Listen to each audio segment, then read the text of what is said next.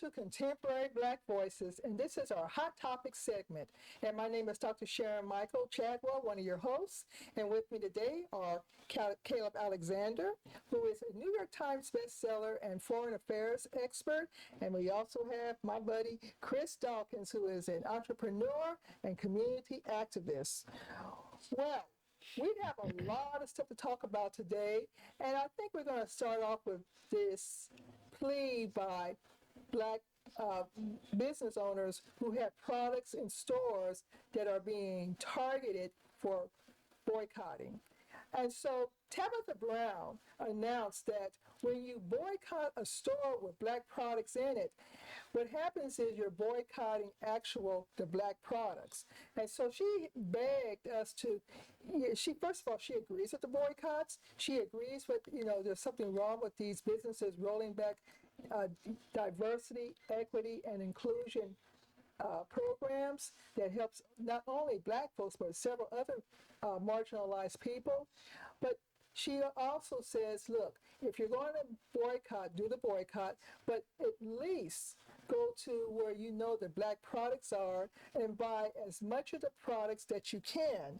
Because what happens is that if those products don't sell, they have to buy back not only the products that's on the shelf, but the products in the warehouse. And they may not have the resources to store those products, plus the loss in money. So let me tell you what I did this weekend. What'd you do? It was an American Express event.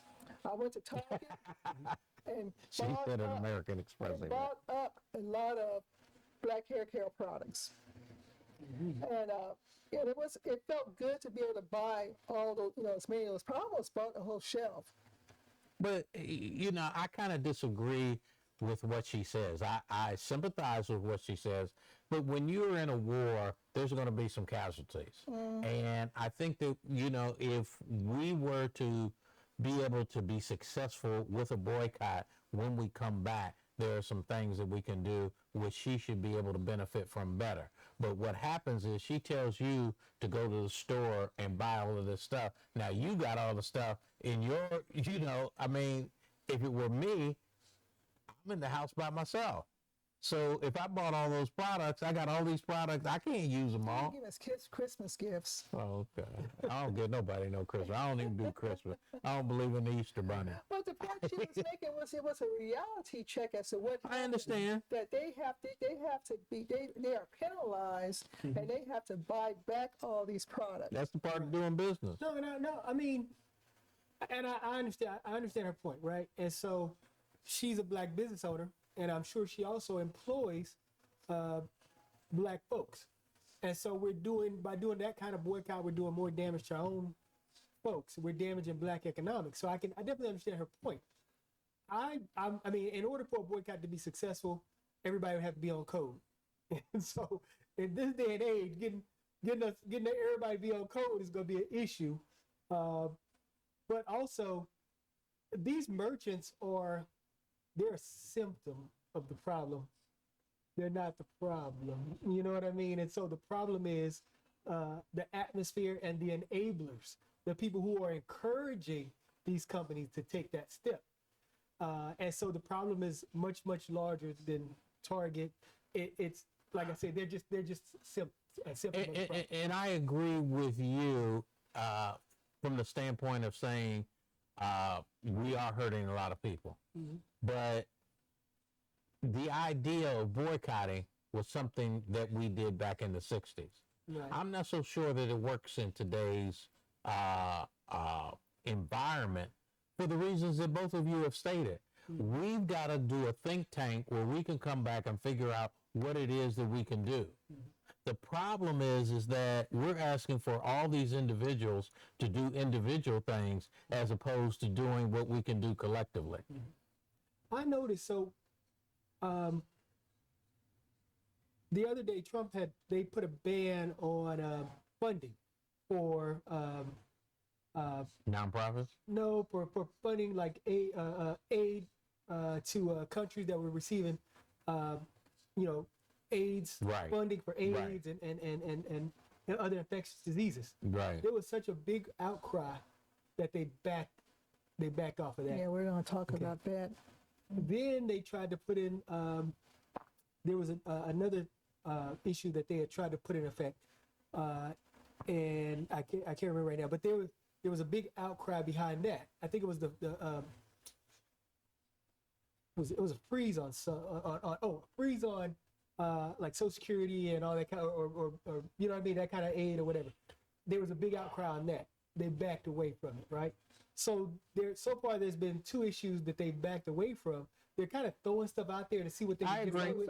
I agree. So if we're going to jump to it. Well, no, I'm not going to jump. I'm just going to say this, though. When you talk about what to do, those are 2 instances where we know if we raise our voice and use our voice and be loud enough and vocal enough, they will back up. So we have power, and we can use that power without damaging Black merchants or Black business or Black entrepreneurship. So that's my point. I'm not gonna advance anymore. Conversation. But I thought it was an interesting piece that she put out there, because I never thought about them having to buy back all these products. So it was an interesting plea. It was an interesting plea. So the other thing I want to talk about is, what if Canada retaliates? And so the reason why I want to talk about this is because what I did not know was how much hydropower the United States imports from Canada. And we've got Trump going wild, talking about he's going to put all these tariffs on all these different countries. And Canada says, we ain't scared.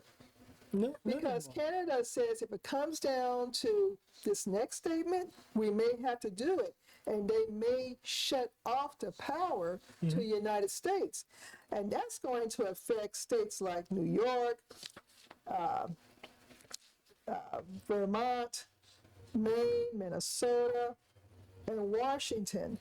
And the United States imported 38.9 million megawatts of electricity from Canada just last year. So shutting it down.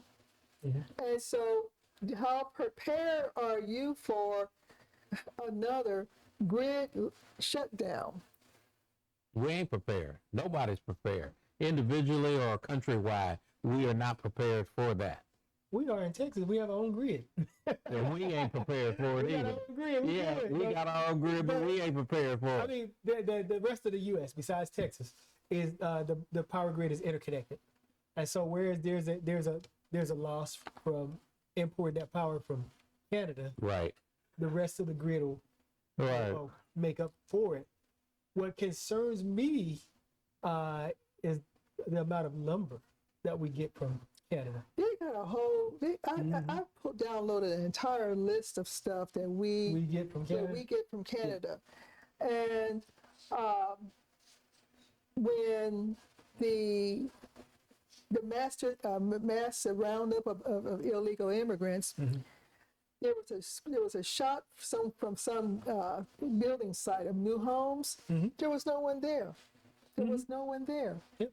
And even though I believe that those immigrants who are a danger to the country need to be deported, I also feel that those immigrants who are here, and they are paying some type of taxes, whether it's sales taxes, they are contributing to the tax system, maybe not like we do through IRS, but they are contributing to some type of tax system.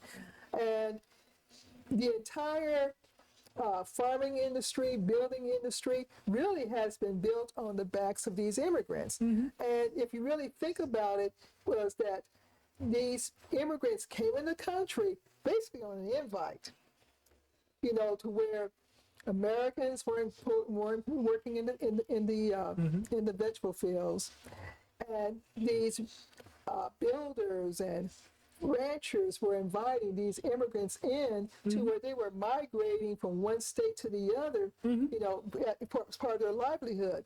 So the root of this immigration is when these builders and farmers did not want to pay a living wage to their workers. And so they're bringing in these people, kind of like with HB1 visas. They're not paying them the full rate. So yeah, no. What's they thought the price of eggs was high.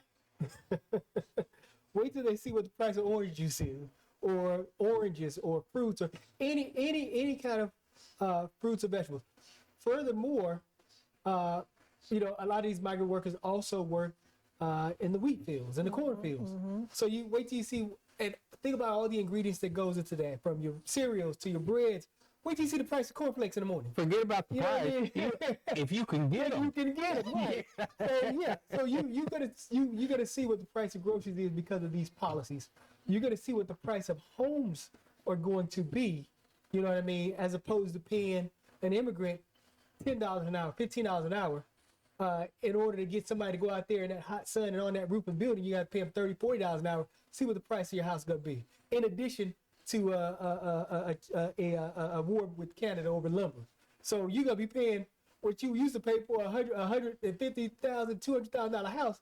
It's gonna now cost you $400,000 or $500,000. You know what I mean? And that's San Antonio price. And if you go anywhere else, that house is gonna be $300,000-$400,000. Now you're gonna be paying $800,000 for it. So you're gonna get what you asked for. That's my thing. You're gonna get what you asked for, and I'm here for it.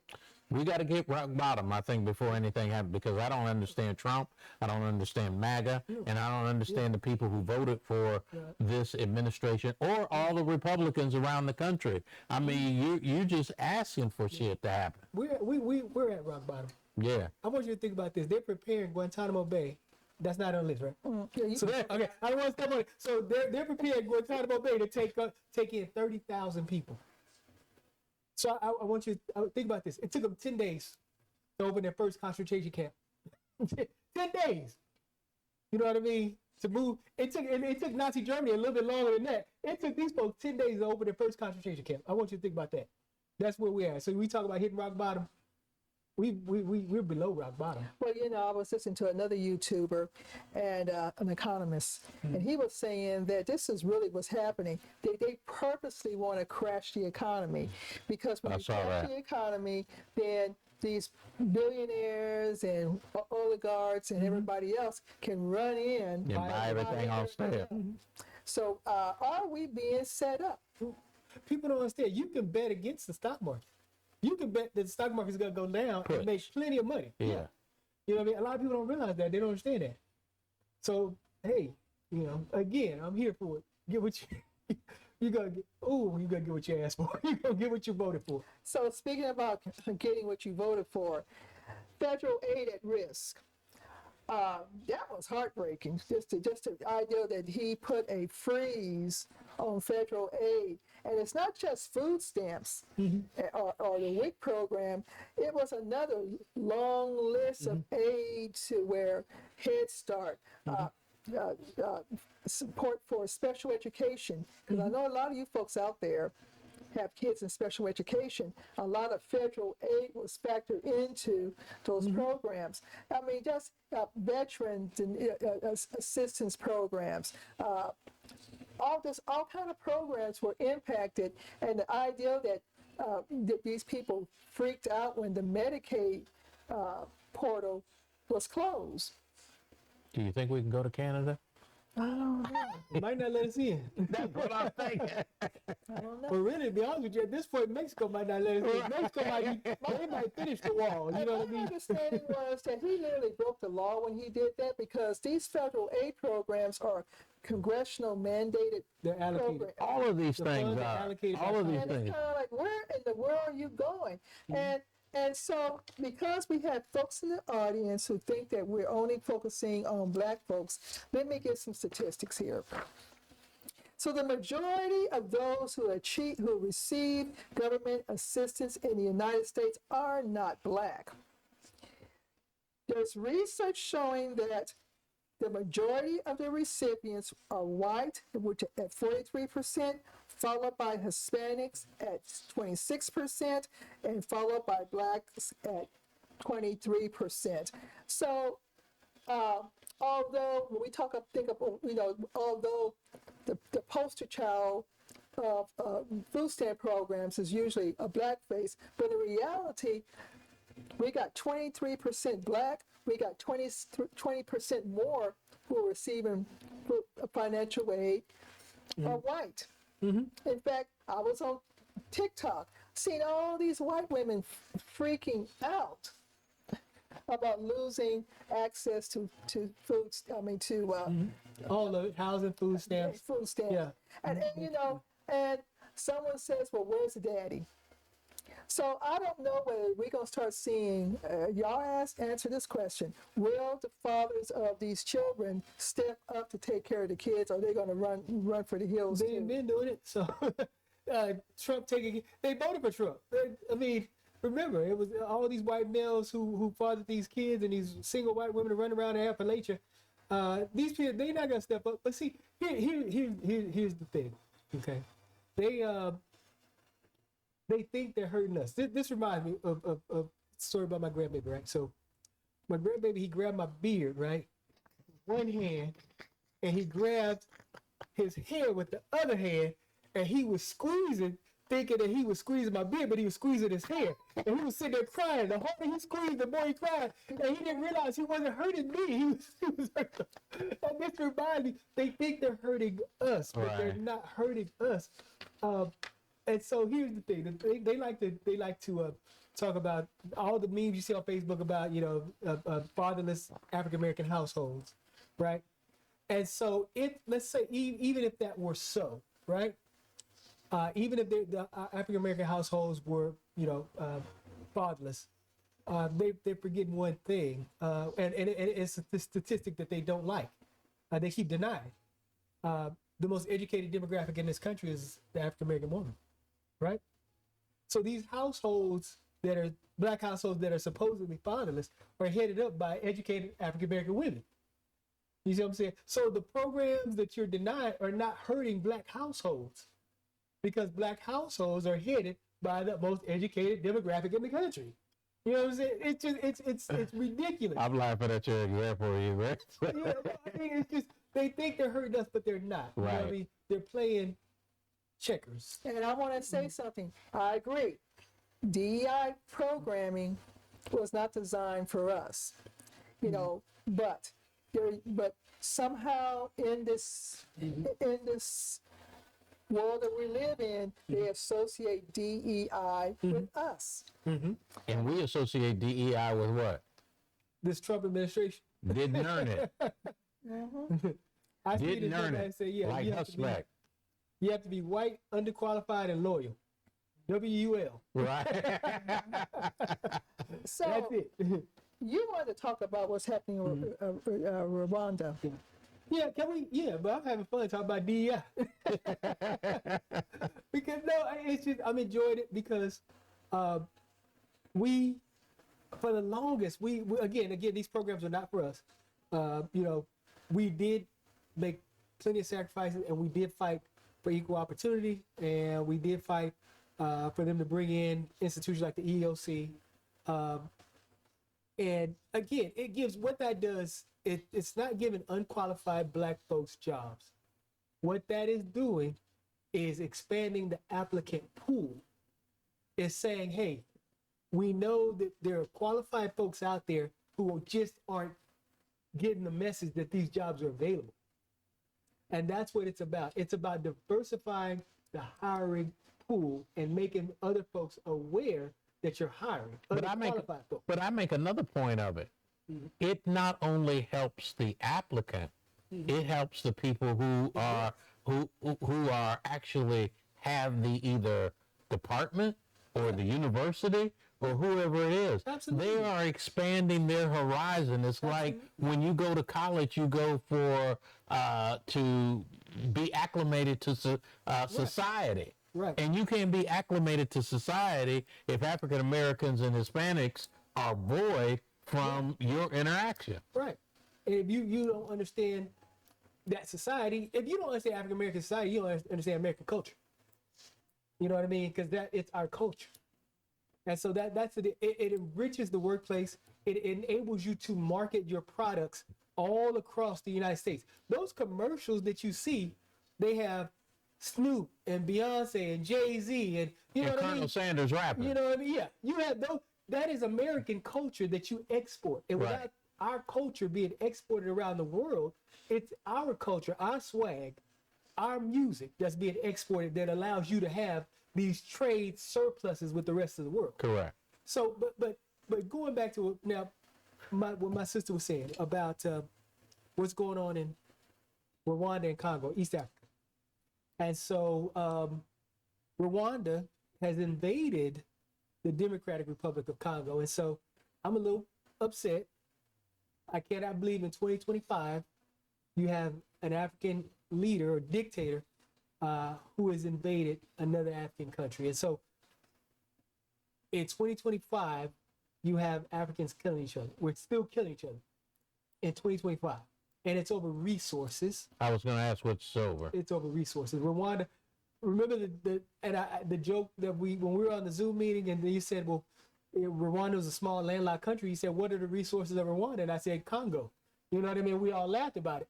And so it's unfortunately, it's true. It's Paul Kagame, who's the leader of Rwanda. He led the Tutsis when they had the genocide. He led the Tutsi army, stopped the genocide, and has been running Rwanda pretty much ever since. He took off his uniform, put on a suit like most dictators do, and has been running Rwanda. Yes, Rwanda has nice modern infrastructure, nice buildings, clean streets. That's all you hear. Oh, Rwanda's so nice, it's so clean, it's so, but it's paid for by the blood of the people in Congo. Mm-hmm. It's paid by those resources. You know what I mean? And so just the idea where the rest of the world has moved forward. So what do you think will happen in this conflict? They've taken the major capital city of that region. There are a lot of other players. There are people who want to come back to power. There's Joseph Kabila, who was a former president of Congo, who wants to come back into power, who is affiliated with the rebel group that Rwanda is backing and working with. And so you have behind the scenes players. But the other thing is that everyone in East Africa knows who Kagame is. You know what I mean? He's a very ambitious person. He has this Rwanda first agenda. And they have one of the best trained armies. Teeny tiny Rwanda has one of the best trained, most sophisticated armies. Oh, do they? In Africa. Okay. In Central, yeah. They have a core cadre of about 40,000 people that whoop anybody's ass over there in East Africa. Pretty much. So how does this affect the United States? Or does it? It doesn't. Okay. So what's happening right now is a couple of things. A lot of stuff going on behind the scenes. You have Ruto, president of Kenya, who last year the United States elevated Kenya's status to they are a strategic ally, which means they are the closest thing you could get outside of a NATO member. So they are the closest non-NATO ally. That's the highest status you can get. And they elevated Kenya to that position. Along with that position should come, again, American equipment, American funds, American backing, a lot of other stuff. France has also moved closer to Kenya. They've lost their influence in a lot of other, throughout most of Africa. So they're trying to move closer to Kenya. France is backing the president of Kenya, Ruto. So South Africa, is backing him. Egypt, because again, everybody knows who Kagame is. There was no reason for this man to invade Congo, none whatsoever. So a lot of people are backing his efforts. But here's the deal, man. They need to stop playing with this honest broker stuff. He doesn't need to be an honest broker. Rwanda was clearly in the wrong. And so the East African community, the South African Development Council, SADC, they need to just come out and say, look, we're not going to have it. We're not going to have a land war in Africa over resources. Do any of them have the force to make that? South Africa does. Okay. Egypt does. Okay. They need the logistics to move that force. But you have Kenya, you have the Congolese army, you have the Kenyan army, you have Tanzania, you have countries that are in that area that can move forces into the area by land. And I hate to say this, but France is a big backer. And France has the logistics to assist. and they even have the capability to move French forces and UN forces, because there are UN forces. They just need a UN mandate to say that their forces that are in Congo can engage. So whose side would France be on? The right side. So they would be on Congo side. Well, what I'm thinking is I'm trying to remember who kicked France out of their country. So a lot of the former French colonies have kicked France out. Okay. So France, that's most of West Africa. Okay. What's going on is now in East Africa, and France is making, kind of trying to make inroads into East Africa, which are former British colonies like Kenya, Uganda. You know what I mean? And so they've been trying to boost their relationship with Kenya. Kenya is very important. Kenya has what they call the Port of Mombasa, very, very strategic port, which is on the Indian Ocean. An improved relationship with Kenya is kind of a block or a check against China's inroads into Africa. Very, very geopolitical situation. There's a lot going on. So, and the question is, inviting France assistance, what does that come with? You know what I mean? But again, South Africa does have capabilities. Tanzania can move forces by land. They can handle this with the political will to handle this. They, as strong as Rwanda is, a combined force could really check Rwanda's aggression and put Kagame in his place. Okay. It's just, again, what it always boils down to is leadership, and him, Ruto, is trying to play it politically, not trying to offend certain countries, because Ruto domestically has an opponent that he's trying to ship off. He's trying to get rid of his domestic opponent and make him president of the African Union. So by shipping him off to the African Union, he's no longer going to be ready for president of Kenya. So it's a lot of politics behind this. So the U.S. and everyone is trying to back that play. He's trying to be very careful so he doesn't want to offend other countries, like those countries in the Sahel that kicked France out. So he's playing a very, very difficult political game. And I would guess at this point, the United States is like a sideshow. It's like a clown show. Had Biden been in office, it would have been a different outcome. Right now, Trump doesn't care. Trump doesn't care about Africa. He doesn't care about what's going on in East Africa. That administration has no idea of what they're doing. They don't understand the strategic importance of that. You know what I mean? You're moving to a place where the continent is going to have 2.8 billion people.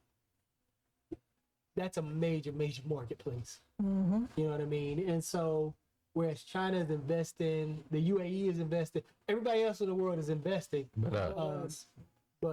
Everybody else is trying to establish those kind of relationships. Let's get one more topic in. Okay, go for it. Your topic, furloughs, federal government. Oh. You know, with those furloughs, first of all, federal government, they can probably do a furlough. And I think they're putting up a trial balloon to see how many people will take the furlough. What they're giving, or I think, what was it, 8 months severance pay? 7 to 8 months. Well, that was the optional part. That was the first letter. The first letter was a freeze in hiring. Okay. The second letter was the optional, hey, guys, resign, right? Now they're actually furloughing people, which is basically they're firing people, which is illegal. So, because those government workers have congressional protections. And so there are things that they have to do. And civil service protection. Civil service protection. Yeah. So they have to notify Congress.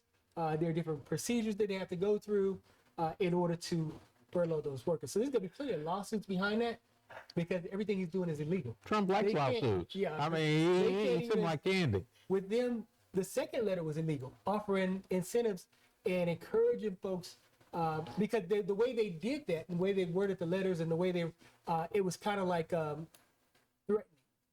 well, we know one thing for sure before we hang up, is that he's trying to get these people out To get his people in. to move in his loyalists. Which is another thing I want to talk about real quick. Because everybody knows, what is the demographic of Washington, D.C.? Right. It's not named Chocolate City for nothing. Right. When a new administration comes in, they bring in the top folks. Right. But the folks who live and work in D.C. stay in D.C. Right. Those are your black folks, which Right. you learned from the last time he was in office. Right. Right? So all those government workers he's trying to fire and get rid of are our folks. Right. That's why you have an assault on DEI. He's trying to rid the government of black folks and bring in his people, his MAGA folks, into these government jobs. All this rhetoric he's been talking about, the deep state, the deep state, the deep state, he might as well say the black state, because that's what they really meant. When they say DEI, they might as well just say black folks. Right. They're Right. trying to get rid of our folks. That's right. So all these people who are talking about DEI and we don't need it and we don't need, we don't, you know, it's not for us, it hasn't been for blah, blah, blah, blah, blah, blah. They don't know what the hell they're talking about.